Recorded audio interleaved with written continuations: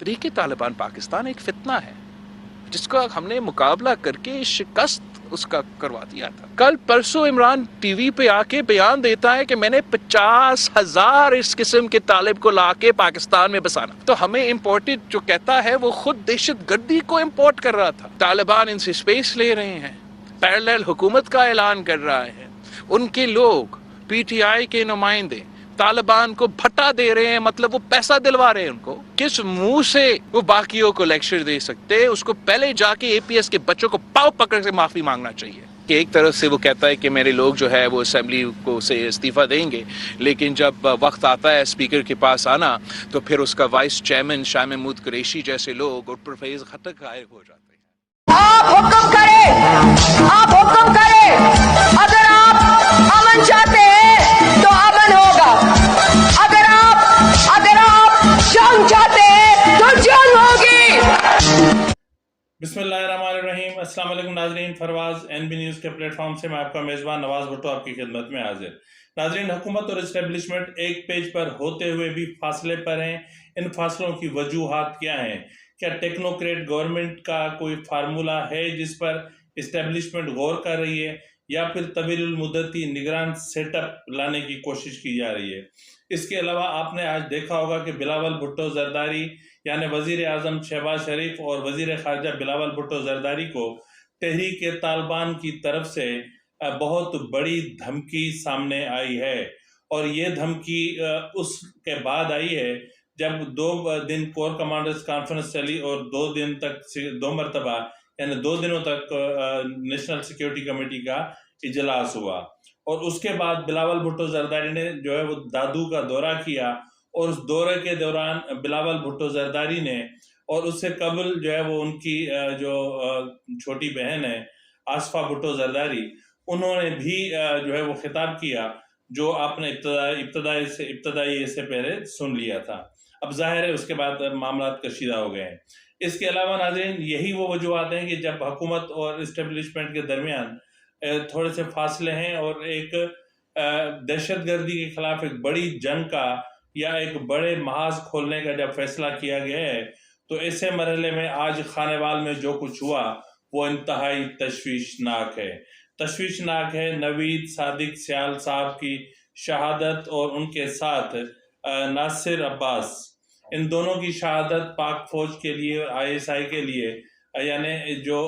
अपना anti terrorism या counter terrorism specialist कहे जाते थे, उनका इस तरह बेहमाना कत्ल और वो भी बीच चौराहे पे, ये अपने आप में बहुत तशवीशनाक है। इसके अलावा नाज़रीन, हम बात करेंगे कि इमरान खान पागलपन की हद तक पहुंच गए हैं और ऐसा लग रहा है कि जैसे इमरान खान जो है वो एक खुदकश बमबार बनते जा रहे हैं। और इस मौजू पे भी हम बात करेंगे और हुकूमत और ताजिर कहाँ खड़े हैं, इस मौजू पर भी हमने बात करनी है।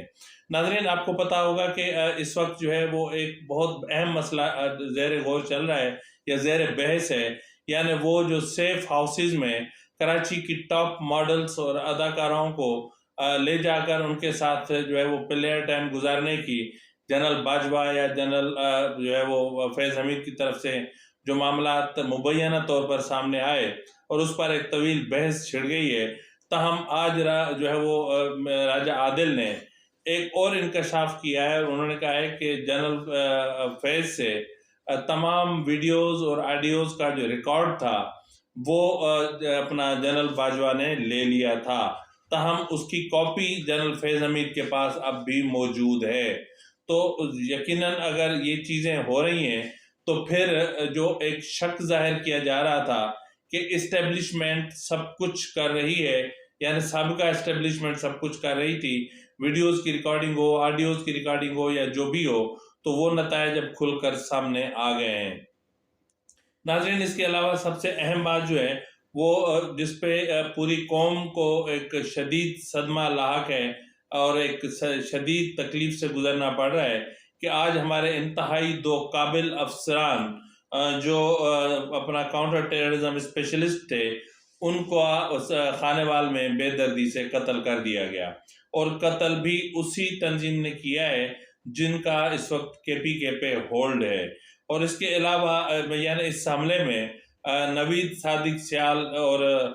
ناصر عباس یہ دونوں شہید ہو گئے، اور ان دونوں کی شہادت ISI کے لیے بہت بڑا نقصان ہے، اور اس کے علاوہ ISI کے لیے کھلا چیلنج ہے۔ اس کا مطلب یہ ہے کہ جنگ چھڑ چکی، اس کا مطلب یہ ہے کہ دشمن مورچے سے باہر آ چکا، اس کا مطلب یہ ہے کہ وہ جو ہمارا دشمن ہے وہ ہم جیسا ہی ہے، اور ہمارا ہی لباس پہنتا ہے، اور ہمارے ہی دیش کا ہے، ہمارے ہی ملک کا ہے، ہماری ہی زبان بولتا ہے، لیکن ہمارا دشمن ہے۔ اب وہ دشمن ٹارگٹ کلنگ پر اتر آیا ہے۔ اب دیکھتے ہیں کہ اس سے نمٹنے کے لیے ISI یا حکومت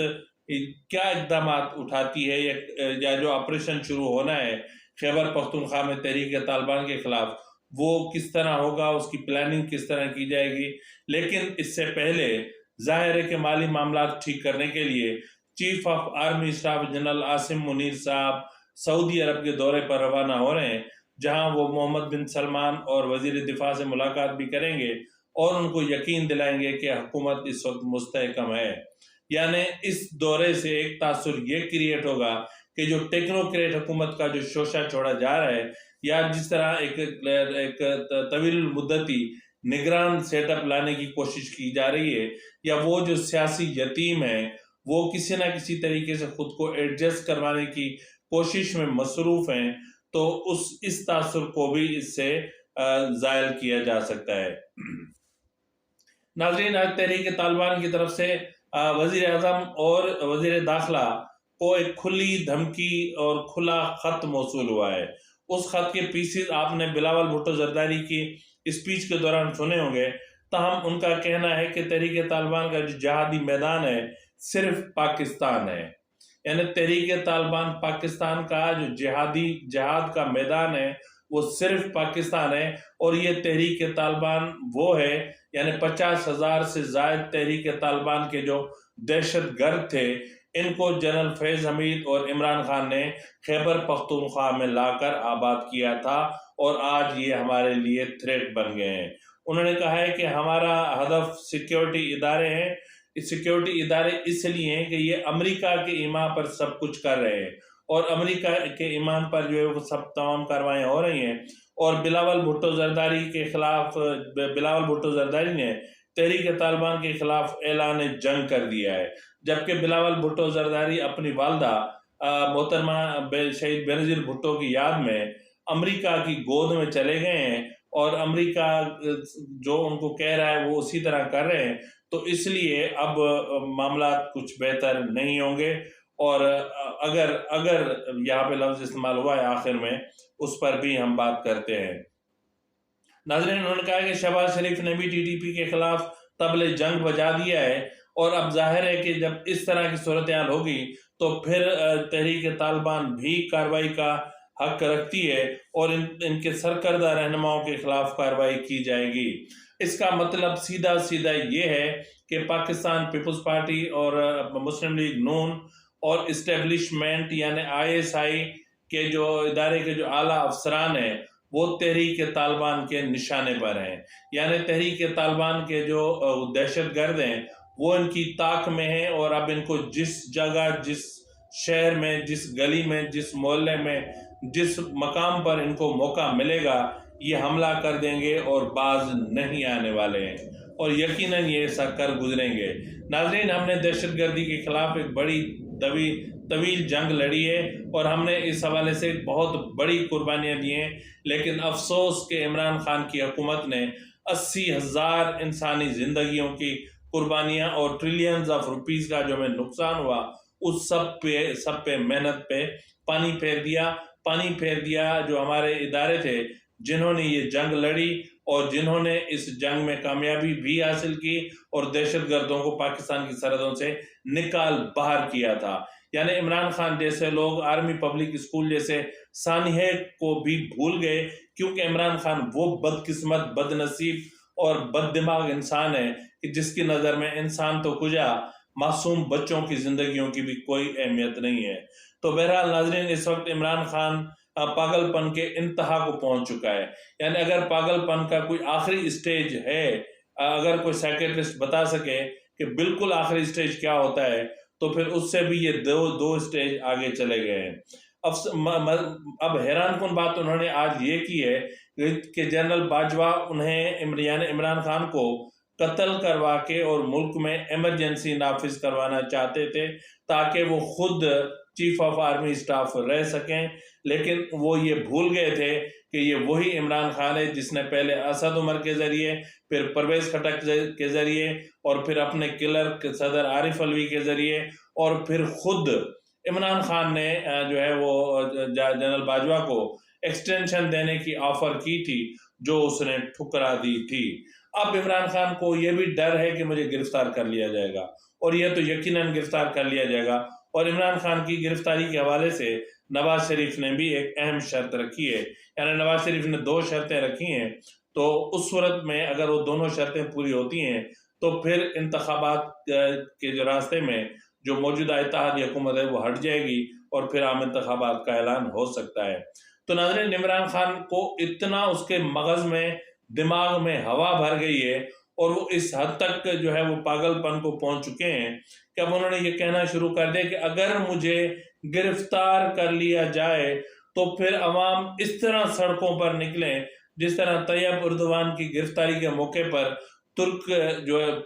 ترکیہ کے لوگ سڑکوں پر نکلے تھے، ٹینکوں کے آگے لیٹ گئے تھے، اور پھر جو ہے وہ وہاں پہ فوجیوں کو گرفتار کر کے اور ان کو تھانوں کے حوالے کیا تھا اور ان سے اسلحہ چھین لیا تھا۔ اس کے علاوہ ناظرین، عمران خان بہت بڑی جو خودکشی کرنے کا فیصلہ کیا ہے وہ ہے پرویز الہی کے اعتماد کا ووٹ۔ انہوں نے باضابطہ طور پر اپنے تمام سرکردہ رہنماؤں کو کہہ دیا ہے کہ پرویز الہی 11 نومبر سے پہلے اعتماد کا ووٹ لیں۔ اب اگر وہ ووٹ لیں تو کیسے لیں؟ یعنی عمران خان اب ذہنی طور پر تیار ہو چکے ہیں کہ پنجاب اسمبلی کا جو میں یا تو پھر وزیر اعلیٰ تبدیل ہو یا پھر پنجاب میں گورنر راج کا نفاذ ہو، اور دونوں صورتوں میں عمران خان کے لیے جیل کے راستے اور جیل کے دروازے آرام سے کھل جائیں گے۔ عمران خان یہ بھی جانتے ہیں، اس وقت ایک فگر بتایا جا رہا ہے کہ جی ہمارے 3 بندے کم ہیں، یعنی اعتماد کے ووٹ کے لیے صرف 3 بندے کم ہیں، جبکہ حقیقت یہ ہے کہ 3 نہیں بلکہ 25 سے 35 بندے ان کے غائب ہیں جو ان کو کسی بھی صورت میں اعتماد کا ووٹ نہیں دیں گے۔ اب اس صورتحال میں یقیناً پنجاب اسمبلی ان کے ہاتھ سے نکل جائے گی، اور خیبر پختونخوا میں جو بغاوت کے بیج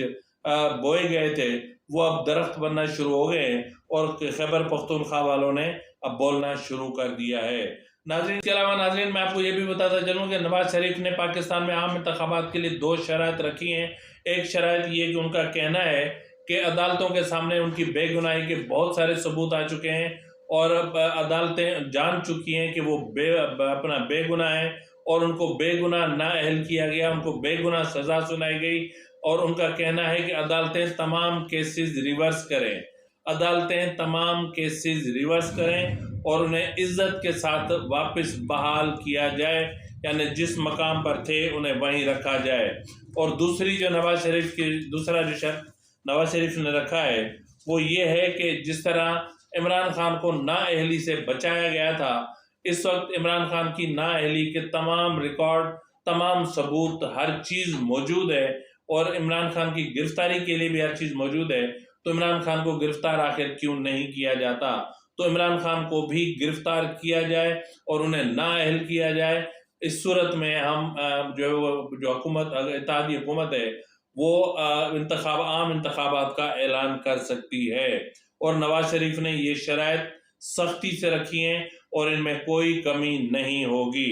اس کے علاوہ ناظرین آپ کو پتا ہوگا کہ جو ہے وہ بجلی بچانے کے حوالے سے حکومت نے گزشتہ روز فیصلہ کیا تھا کہ 8 بجے مارکیٹیں بند ہو جائیں گی، 10 بجے شادی ہال بند ہو جائیں گے تاکہ بجلی بچائی جا سکے، اور اس کے آگے پنجاب اور خیبر پختونخوا حکومت ڈٹ کے سامنے آ گئے ہیں۔ اب یہاں پر بہت سارے مسائل ہیں۔ مسئلہ یہ ہے کہ حکومت اور تاجر آمنے سامنے ہے، اسٹیبلشمنٹ اور حکومت ایک پیج پر نہیں ہے، ایم کیو ایم اور حکومت ایک پیج پر نہیں ہے، ان کے اندر اختلافات ہو چکے ہیں۔ پنجاب میں نون لیگ اور پیپلز پارٹی آمنے سامنے آ چکے ہیں۔ یعنی یہ اتحادی حکومت کیسی ہے کہ ایک دوسرے کے ساتھ دست و گریباں بھی ہے، ایک دوسرے کو گالم گلوچ بھی کر رہی ہے، ایک دوسرے کے خلاف سنگین ترین الزامات بھی عائد کر رہی ہے، لیکن اس کے باوجود جو ہے وہ اس وقت تک حکومت قائم ہے، یہ حیران کن بات ہے۔ یا تو پھر اب اس کو اگر ہم دیکھیں تو پھر ہم یہ کہہ سکتے ہیں کہ پرانا جو اسکرپٹ تھا وہ جوں کا توں چل رہا ہے،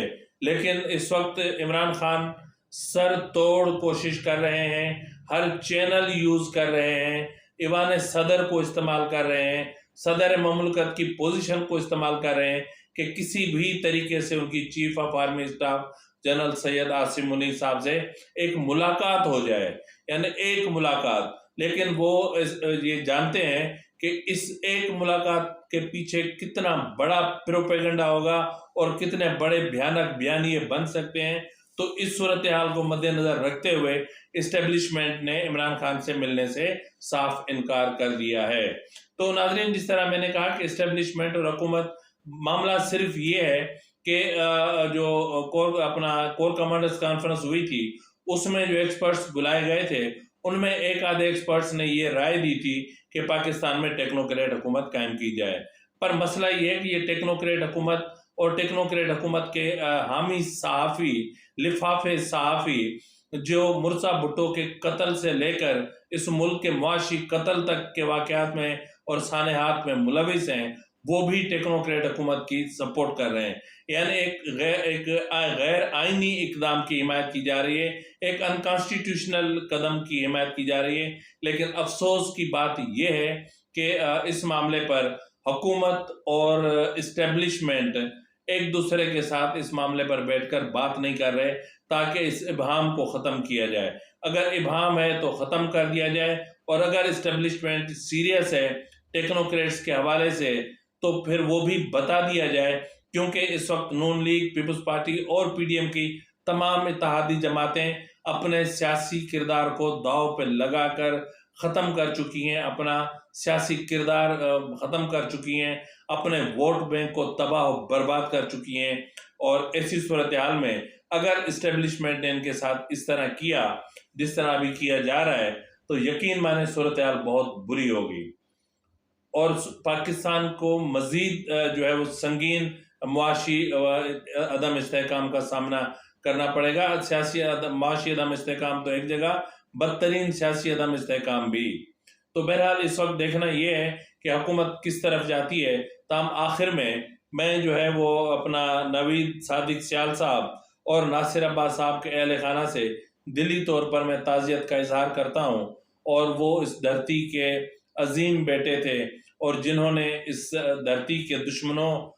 کے خلاف جو اقدامات کیے وہ کبھی فراموش نہیں کیے جائیں گے، اور ان کی شہادت کبھی فراموش نہیں کی جائے گی، اور ان کو ہمیشہ